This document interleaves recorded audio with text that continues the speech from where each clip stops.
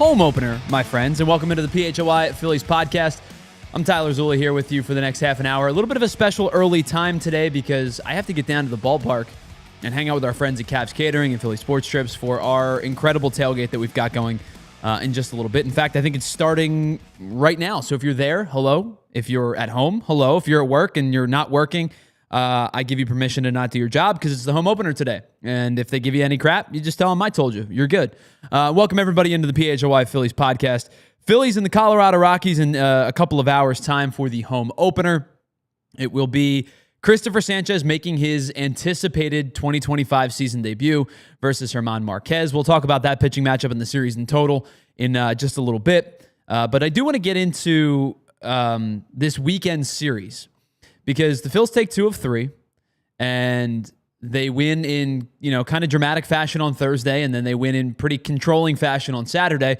And then yesterday, the bats went cold, and Aaron Nola gave up a couple of home runs. And I think that there's some people that are not super excited about Aaron Nola's start, and I understand. But the overarching, most important thing that happened on this weekend, which took over 4 days because, of course, we have the day off in between the opening day and Game 2, day off tomorrow, and I get it, it's a weather-related thing, but as a baseball loser who all I want to do is watch baseball, it does suck that they're not playing tomorrow, and it sucked that they weren't playing on Friday as well, but I understand why they did it. The most important thing that happened this weekend was that the Phillies took 2 of 3. And I get it, right? Supposed to beat the teams that are not as good as you, and the Nationals are not as good as you. The Colorado Rockies are not as good as you. Coming up in a couple of weeks, the St. Louis Cardinals are not as good as you. And then in between, you've got some really good teams in the Braves and the Dodgers. But you're supposed to beat the teams that are not as good as you. And that's what the Phillies did. And there was good in the first 3 games, and there was bad in the first 3 games. But they took care of business, and they won 2 out of 3. If they win 2 out of 3 today, they'll be 4. Or this series, they'll be 4-2 after 2 series. You start stacking series wins in April and May. Now, they don't necessarily mean that it's going to guarantee you success because the Phillies stacked a ton of series wins in April and May and June last year and won 95 games and got bounced in the NLDS. But what it does is help you establish a rhythm, and it helps you establish a base for what the season is going to look like ahead. So the Phillies did a good job of taking care of business on opening weekend against the team that they should win 2 out of 3 against. And listen, I've been on the record as saying I think the Nationals are going to kind of get into the upswing now of their rebuild. They're going to be a more difficult team to beat. And I will say this, I think they're going to be a more difficult team to beat in June and July than they will be in April, because what really hurt the Nationals over the weekend was their bullpen. It was terrible. And the Phillies took advantage of it because they ran out a bunch of guys that kind of substandard, at least for the moment, substandard major league relievers. Even Kyle Finnegan, who's been in the league for 842 years, didn't look particularly good on opening day. It was much better yesterday. But the Phillies did what they were supposed to do and got to the Nationals bullpen. So the good was they scored 18 runs in the first 2 games. And realistically, they scored 18 runs in a 13-inning stretch because they were shut out by Mackenzie Gore for the first 6 innings of opening day. They end up scoring 7, and then they score 11 in the second game. And then they score 1 yesterday. So they scored 19 runs in 3 games, which if you take the average of that, it's just about 6 runs per game. You're going to win a lot of games when your team averages 6 runs a game. The Atlanta Braves had a historically good offense in 2023. They averaged 5.85. Now, it's 3 games of 162. The Phillies aren't going to average 6 runs a game, 6+ runs a game for 162 games, but over a sample size of 3 games, the likelihood is you're going to win that series. So let's talk about some of the things that I noticed in the first weekend. The Phillies struggled against left-handed pitching. And specifically, the Phillies struggled against left-handed starting pitching. Mackenzie Gore was excellent on opening day. He had 13 strikeouts, and he really got whatever he wanted against the Phillies. And I know, again, we had the conversation on Friday, and we talked to Andrew Golden from the Washington Post. I talked about it. Andrew talked about it.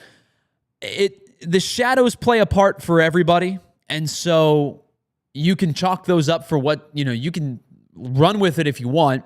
I choose to use it as a part of the game that happened because it happened for both teams.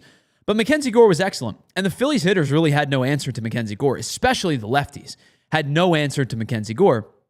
And he was just carving them up for 13 strikeouts over 6 innings. But what happened as soon as Mackenzie Gore got taken out of the game was that the Phillies jumped on a bad bullpen, and they scored 7 runs between the 7th inning and the 10th inning. 2 in the 7th, couple in the 8th, couple in the 9th, and then the winning runs, the 4 winning runs in the 10th. And they win the game because they were able to get after a bad bullpen. So they struggled against the lefty on opening day. Then the righty starts in game 2 in Jake Irvin, and he didn't have a ton of success. The Phillies jumped on him early and kind of often, and they end up scoring 11 runs. Now, they took advantage once again of a bad Nationals bullpen, but the Phillies scored 2 in the 4th and then 5 in the 6th and really busted the thing open, and then scored 4 more against their bullpen, win the game 11-6. And quite frankly, it really was kind of 11-3 when the game felt over. Now, they had to get 6 outs, and Carlos Hernandez gave up some runs, and Joe Ross gave up some runs, but it felt like the game was over from there. So they took control of that one and had 14 hits over 9 innings and scored 11 runs. They had hard hit percentages well into the 50s. Alec Boehm hit 5 balls hard. Brandon Marsh hit 5 balls hard. I thought Brandon Marsh and Bryson Stott in that game were excellent. They were 5 for 8. They scored 5 runs. They drove in 5 runs. It was a really good performance from those two who really struggled on opening day. And then yesterday, it was kind of a reversion back to opening day where they struggled against the left-hander, Mitchell Parker. And I'll be honest with you, Mitchell Parker doesn't have really good stuff. His velo is down. The breaking balls were okay. And he wasn't particularly awesome in that game. He got 9 whiffs. And to put it in perspective, he got 9 whiffs when Aaron Nola got 14 and Nola gave up 5 runs. But he only got 9 whiffs. He really didn't have a lot of velocity.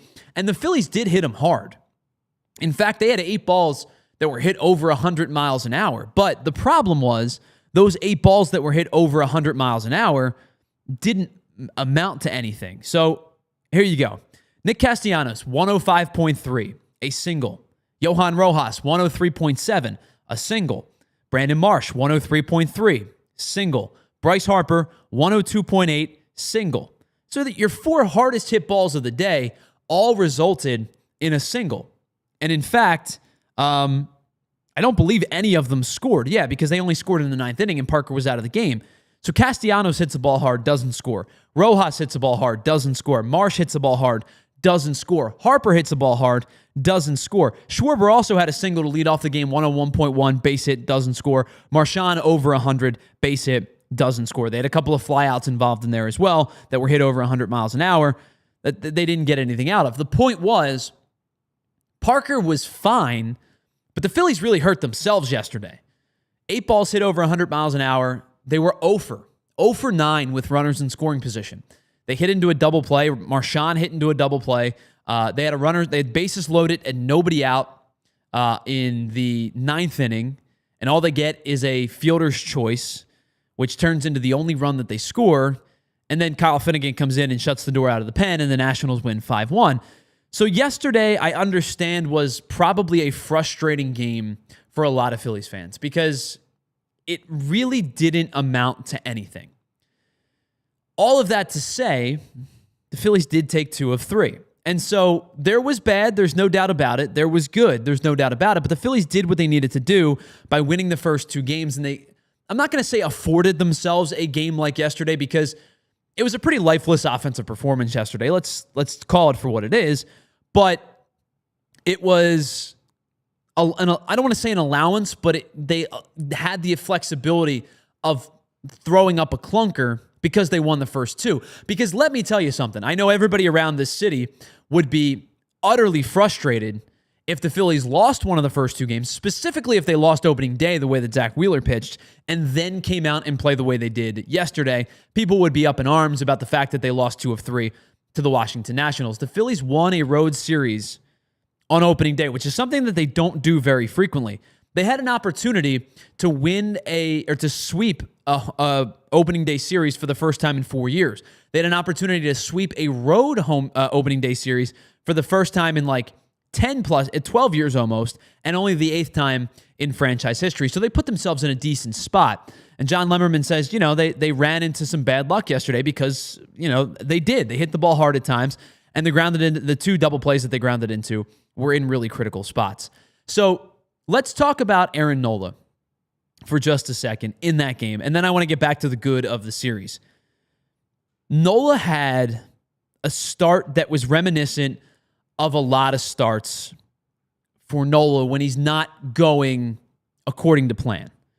Because you're going to get starts from Nola where he pitches extremely well. And then Nola's bad starts were pretty much typical of what you saw yesterday.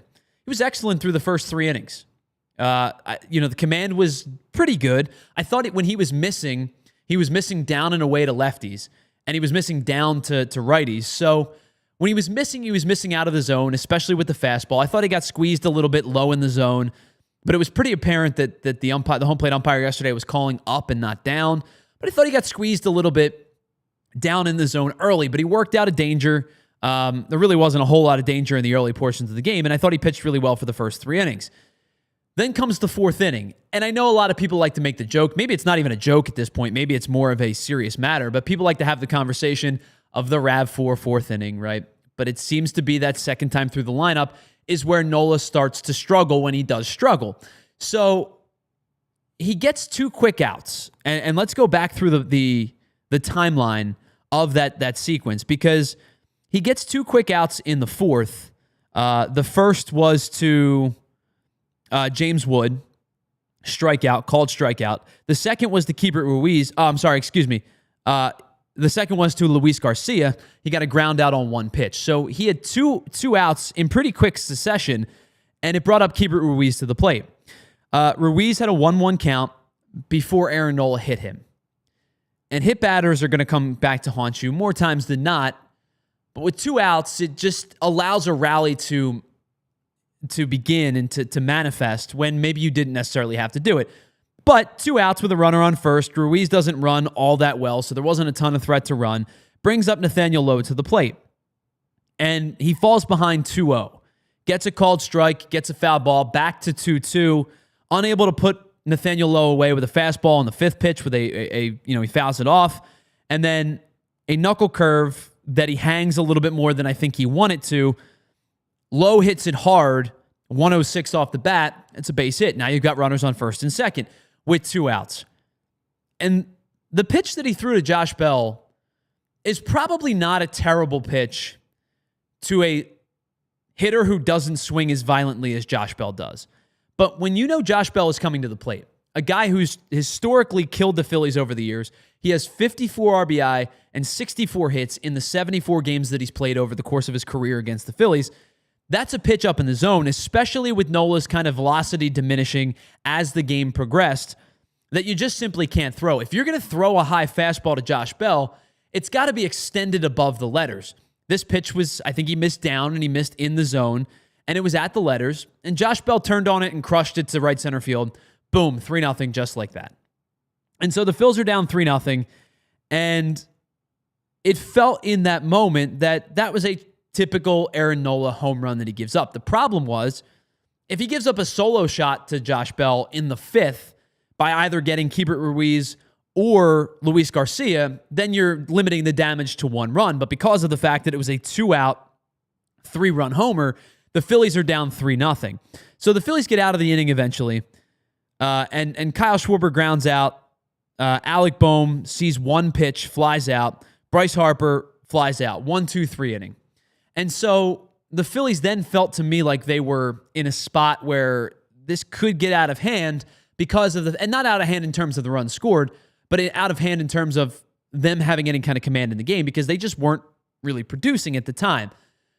Nola has the ability to battle back, and he does. He goes 1-2-3 in the top of the 5th, and he gets Jacob Young on 2 pitches, C.J. Abrams on 4 pitches, and James Wood on 6 pitches. So a 12-pitch inning for Aaron Nola. He settles back in. They have an opportunity heading into the top of the 6th, still down 3-2. He then serves up in the 2-run homer to Nathaniel Lowe, makes it 5-1. Lowe hits the ball 108 miles an hour, and he's out of the game. And that was the end of Aaron Nola's day, where the reality was, I think Aaron Nola probably threw 4 bad pitches on the day. Unfortunately, 2 of them resulted in 5 runs, and that's the bad that you get with a lot of Aaron Nola good. but unfortunately the too bad outweighed the good, which was really good location for a majority of the day with 2 swings of the bat. And so the Phillies lose this game 5-1, and they're not really able to muster anything offensively. And that was kind of the whole crux of the game yesterday. Part of the blame goes to Aaron Nola. Part of the blame goes to the fact that they went 0 for 9 with runners in scoring position. Part of the blame goes to the fact that they grounded into 2 double plays, one of which was with the bases loaded and 1 out. And so it was just a bad game yesterday for the Phils, but they take 2 out of 3. And really quickly, before we get to this series coming up with the Rockies, I do want to touch on Jesus Luzardo's start on Saturday because I thought he was excellent, but I want to check in with the chat. John Lemmerman adds, Nola was locating really well in the first and not getting that low outside strike. I agree. I thought that he was getting squeezed a little bit early in the game on the pitch down and away. And maybe it was what the umpire was calling because I thought Mitchell Parker got squeezed a couple of times on that exact same pitch. And you know, unfortunately, you have to battle through that. Benjamin says, really don't put too much stock in yesterday's loss. Guys were hurt. Nola in the bottom. Nola has those 2 bad pitches, and then the bottom of the lineup not hitting. Yeah, you're right. Again, I'm not going to sit here and tell you it's the end of the world because it's 1 of 162, and it's 1 of 3 in a series in which they won. So let's get to Jesus Luzardo for a second because I nerded out about Jesus Luzardo earlier today, and I want to do it again. He was excellent. 11 strikeouts in 5 innings. Threw a lot of pitches to get to 5 innings, but that's kind of the pitcher that Jesus Luzardo is he's going to rack up a high pitch count pretty quickly. But what I loved about Luzardo, and if you watched John Mark's show or you heard me with Anthony today, this is the 3rd time you're going to hear me say this, so I'm sorry if you've watched any of those shows. Jesus Luzardo added a sweeper to the mix on Saturday, and he was working on it in spring training, and he added it to the mix on Saturday. And in total, Luzardo threw that pitch, I'm going to try to go pull this up really quickly. Luzardo threw that pitch 22 times.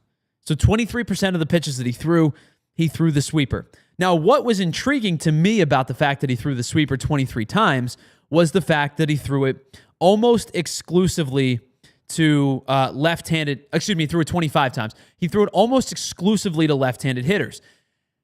Jesus Luzardo's slider is what they term a gyro slider. It doesn't have a ton of horizontal left to right break, but it's tight, it's effective, it's got late break, and it's what makes it so good. It's why guys swing over top of it so frequently. But what Luzardo did on Saturday was basically say, I'm going to throw the traditional slider to right-handed hitters, and I'm going to throw it 12 of 14 times to right-handed hitters. And what I'm going to do is I'm going to throw it on the outer edge for a strike, and I'm going to throw it on the inside back foot to bury it over the right-handed hitter's back foot. And then I'm going to take my sweeper, and I'm going to throw that more as your traditional Frisbee pitch down and away to lefties. And I'm going to throw that in strike counts. I'm going to throw that ahead of counts, and I'm going to try to get guys to swing over top of it. So in totality, he threw it 25 times. 19 times he threw it to lefties, and he generated 7 whiffs on 10 swings because he was getting it out over the plate and getting lefties to dive out over the plate on it. It was an excellent pitch, and it was really the first time in his career that he's utilized both the sweeper and the slider. And I'm not going to sit here and tell you that it's directly proportional to Caleb Cotham because Luzardo has been working on this all spring training. But one of the things that Caleb Cotham preaches with this team is most of these guys are kind of, I'm not going to say required because they're pros, but it's strongly encouraged that these guys throw one of 2 pitches, either a sweeper or something with downward breaking action, as in a really good changeup or a splitter, which a couple of guys have picked up, including Zack Wheeler over the years. And what he's looking for is increased either horizontal or increased vertical drop. And you see it with Wheeler's splitter. Sanchez doesn't need it because the changeup's so damn good. But Luzardo throws a really good changeup, and he also decided that he was going to add this sweeper to the mix. And it really adds to a left-handed arsenal when you're facing specifically a lefty-heavy lineup that you have the ability to throw in strike counts. Now, if you face a righty-heavy lineup, I would probably guess he's going to throw his traditional slider a little bit more than he does the sweeper. But to face a lot of lefties like he did on Saturday allows him the capability of throwing both pitches. And he can throw both for strikes, and he can throw both out of the zone if he wants late break, especially to the lefties. So I had to give a little bit of a hat tip to Jesus Luzardo. I thought he was incredible on Saturday. even though he did throw a lot of pitches and he went 5 innings, if he gives you 5 or 6 excellent innings and gives you the opportunity to turn things over to the pen, especially with the lead that Luzardo had at the time, he's going to be really hard to beat. And this rotation becomes really hard to beat. And now you have the opportunity to see Cristopher Sanchez today in the home opener. We're going to talk about that in just a second. But before we do that, let's pause for a moment and tell you about some of our friends here at PHLY. And let me tell you about our friends over at Bet365, because whatever the moment, it's never ordinary at Bet365. 780,000 live streams is one of the reason that Bet365, it's never ordinary with them, because you can watch any game at any time. 780,000 live streams over 365 days. You're talking about a multitude of games on any given day. And when you watch those games, you can live bet on those games, because Bet365 is the pioneer of live betting. And listen, lines change all the time. Odds change all the time. And one of the cool things about Bet365 is you can in-game live bet a particular at-bat. So you can say, hey, this hitter is coming up next. What are the odds that they're going to get a hit? What are the odds that they're going to hit a home run? And you can bet on that as the game unfolds. And check this out. For new customers, you can get $150 in bonus bets when you bet $5, no matter if your bet wins or loses. So all you're going to do is head on over to Bet365, sign up as a new user, use the code PHLY365 and deposit $10 and place your first bet for $5, and you get $150 in bonus bets whether you win or lose. And that bonus bet can be used on spreads, totals, player props, parlays, futures, and so much more. So whatever the moment, it's never ordinary at Bet365. Must be 21 and physically located in Pennsylvania. If you or someone you know has a gambling problem and wants help, call 1-800-GAMBLER. And let me tell you about our friends over at Game Time. Listen, you still have an opportunity to get down to the ballpark today and get in on the home opener and get in on the action. And I would not recommend any other site, especially if you're looking for secondary tickets, other than Game Time, because Game Time is going to offer you not only the best deals, but they're also going to offer you the best seat views. You may know what Citizens Bank Park looks like because you've been there a billion times. But what happens if you want to travel with your team on the road and you want to head on up to PNC, or you want to go maybe take a real road trip and go to Busch, or take a flight and go to Dodger Stadium? Maybe you don't know what those sight lines are like, and you may run into the problems of obstructed views. Don't have to worry about that with Game Time, because they're going to give you the best view of your seat before you purchase it. And Game Time is always going to offer you an incredible protection, whether it's event cancellation, job loss protection, and they offer you the lowest price guarantee. And if you find a better deal, Game Time will credit you 110%, of the difference. So Game Time has you covered with the most flexible customer service policy in the ticketing industry. So head on over to Game Time app, download the app and create an account, and use the code PHLY for $20 off your first purchase. Terms do apply. Again, create your account and redeem the code PHLY for $20 off. Download Game Time today. What time is it? Game time.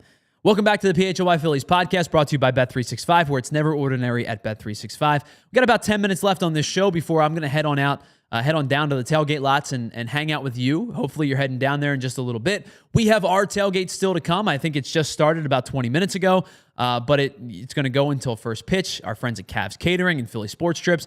I can't tell you how excited I am to get my hands on a filet mignon slider, because they are so good. Have a couple beverages, hang out with you, take some pictures, talk it up, talk shop, and talk some Phillies as we get you set for the home opener today. Speaking of which, let's talk about the home opener, as the Phillies will get set to take on the Colorado Rockies today. And Cristopher Sanchez makes his long-anticipated debut in today's game. Velo was up. Command was excellent. We talked about Sanchez a lot in spring training, and there's a reason why, because I think locally we started to see it with Cristopher Sanchez last year. The poise, the maturation, it was there, and he went from a guy who you felt okay about to a guy you trusted, a guy you were going to give a playoff start to. Now, if you remember, Sanchez started a game, I think it was game 4, against the Diamondbacks in the NLCS, but Rob Thompson had a really quick hook on him. I want to say he maybe only went into the third in that game, but he didn't pitch a ton because there was a little bit of trust, and you have to have inherent trust when you're sending a guy out there to start, but it was a quick hook for a reason. Last year, Cristopher Sanchez proved to you he is a bona fide starter in this league. And I think this year is the year that Chris Sanchez ascends to national recognition. He was an all-star last year. He was awesome. He posted a 3.3 ERA throughout the course of the season. And I'm kind of bullish to say that he's going to be even better this year. So you saw it in spring training. What does the velo look like over 30 starts? Because he was up at 97, 98 throughout spring training, which is a little bit easier to do when you're throwing 3 innings or 4 innings in a spring training start. What does it look like when you're going 6 and 7, especially when you get to June and July into the dog days of summer? It's 97 degrees out. You know, you're sweating. You're really laboring to have a start. Maybe you don't have your best stuff. What is it like then? But if Cristopher Sanchez can be the guy who is able to give you 96 on average and pump to 97, 98 when he needs to, this kid, I mean, I know he's not a kid anymore. I say kid, but this guy has the opportunity to like really ascend to stardom this year. I think a lot of people locally have known what Cristopher Sanchez is, but I think he's really going to get big-time national recognition. And you're right, John. Like, he was 10th in Cy Young voting last year. Is it fair to say I could see a 4th or 5th place finish from Sanchez if he takes another step like I expect him to? Like, to me, the headline guys are Zack Wheeler, Paul Skeens, Chris Sale probably again, and then the guy that I think is going to really cement himself as a big-time starter in the National League is Hunter Green. But after that, that's where you start talking about guys like Cristopher Sanchez and Spencer Schwellenbach, guys that take that next big step into a high-profile name. And when I say national recognition, I mean like your average fan knows Zack Wheeler. Do they know Chris Sanchez yet? Maybe not yet, but I think it's coming. And I think that starts today. He has an opportunity to go up against a Rockies lineup that, to me, isn't particularly great. They have a couple of guys that are good ball players. Ezekiel Tovar is solid. Michael Toglia is a good first baseman. Chris Bryant, we'll see what happens over the course of a full season with him. But this is not a very good Rockies team, and I don't think anybody expects it to be a very good Rockies team. And to kind of buoy this conversation, to counter that, is the Rockies pitching staff isn't very good. And German Marquez gets the start today for the Rockies. He's made 1 start last year, and he's made 5 starts over the last 2 years. He's been often injured over the last 2 seasons. If the Phillies have the chance to bust this thing open wide open early, it makes a starting pitcher so much more comfortable. Now, guys like Zack Wheeler are comfortable in any spot. It doesn't matter if this is a tied ball game or a light lead or a large lead. Zack Wheeler is just going to pitch the way that he does. But Cristopher Sanchez, if he's going to get the flexibility of maybe a 2 or 3 run early lead, that just allows him to go and attack hitters. He can attack up in the zone with the added velo. He can go down and get right-handed hitters to chase with the changeup. I think you're going to see a heavy dose of the changeup today. You see a heavy dose of the changeup anyway, but I think if he has the flexibility and capability to go down in the zone with the changeup, up in the zone with the fastball, he's going to change eye level. He's going to change momentum. He's going to change speeds. He's going to throw a lot of strikes, and I think he's going to have these Rockies hitters off balance, and that's the formula for success for him all year. This is a nice little early landing spot, a little early litmus test for Cristopher Sanchez, because there's going to come a time, and in fact, I think it'll come in the next series, where he's going to face the Dodgers. He's going to face the Braves. He's going to face the better offenses across Major League Baseball. And so to get a nice little soft landing against a lesser lineup, I think is going to be a good start for Cristopher Sanchez. So I'm very excited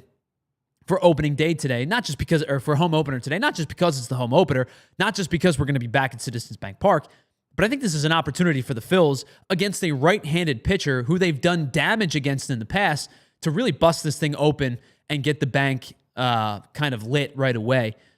The Phillies have hit 429 Kyle Schwarber's hit 429. The Phillies as a team have hit 368 against German Marquez as a collective unit. Doesn't strike out a lot of hitters. He hasn't struck out the Phillies a lot over his tenure, and they've done a good job of really putting some damage on German Marquez throughout his career. Pair that with the fact that he really hasn't gotten settled just yet. He really only had spring training to get established once again because of the fact that he's missed a bulk of the last 2 seasons. I think the Phillies could be in for a really, really big offensive performance today. We'll see what happens tomorrow, on Wednesday, because they're going to have to face Kyle Freeland, another lefty who's been really good. And here's the pitching matchups for the series ahead. Cristopher Sanchez today, as we mentioned, versus German Marquez. Zack Wheeler and Kyle Freeland is going to be an excellent pitching matchup in Game 2.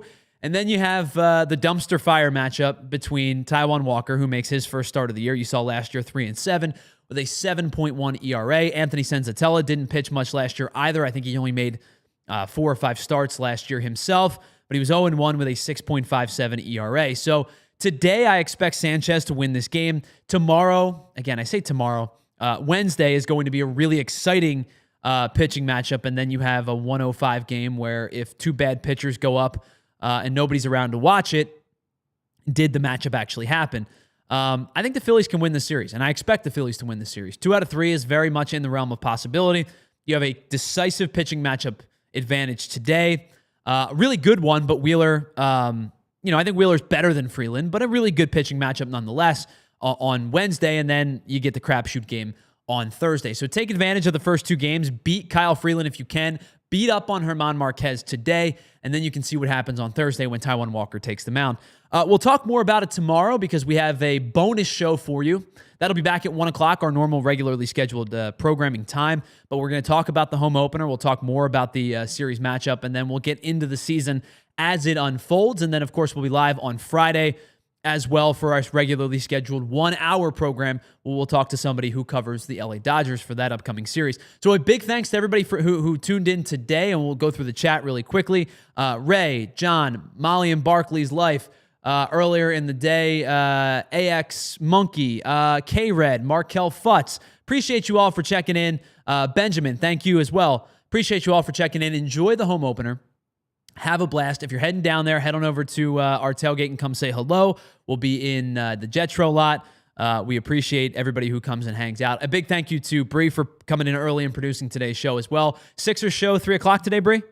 3 o'clock for the Sixers today, so check on out Tankathon as that continues. The 4 of you are doing excellent work because I have to imagine it's not particularly fun to talk about this team anymore. But Sixers show at 3 o'clock today. Again, we'll be back tomorrow for a bonus show at 1, and then, of course, on Friday for our regularly scheduled program. So we'll talk to you tomorrow. Go Phils. In the meanwhile, enjoy the home opener, and we'll check back in with you tomorrow right here on the PHLY Phillies podcast. We all silly like the mayor.